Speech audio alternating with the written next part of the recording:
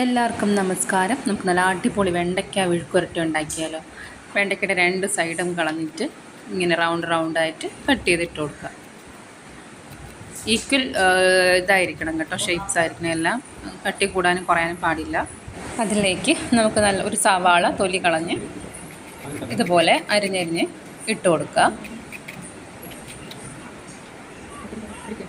അതിലേക്ക് ഒരു തക്കാളി സ്ലൈസ് ചെയ്ത് അരിഞ്ഞിട്ട് കൊടുക്കുക.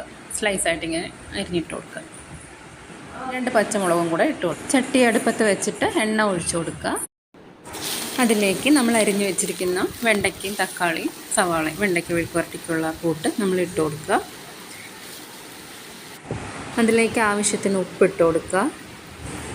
കുറച്ച് കറിവേപ്പില ഇട്ട് കൊടുക്കുക.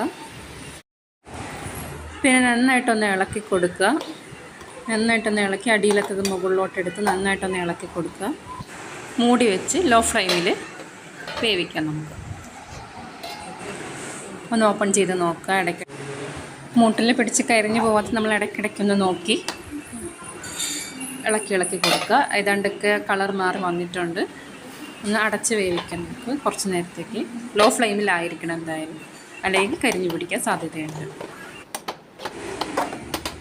കളറൊക്കെ ചേഞ്ചായിട്ട് വന്നിട്ടുണ്ട്. നമുക്ക് അടച്ച് ലോ ഫ്ലെയിമിൽ കുക്ക് ചെയ്യാം. ഇടയ്ക്കിടയ്ക്ക് തുറന്ന് നോക്കണം, ഇടയ്ക്കിടയ്ക്ക് ഇളക്കി കൊടുക്കണം. എന്നാൽ അടിപൊളി മെഴുക്കുവരട്ടി റെഡി ആയിട്ടുണ്ട്. നിങ്ങൾക്ക് ഇഷ്ടപ്പെട്ടെങ്കിൽ ലൈക്ക് ചെയ്യുക, സബ്സ്ക്രൈബ് ചെയ്യുക. Thank you so much.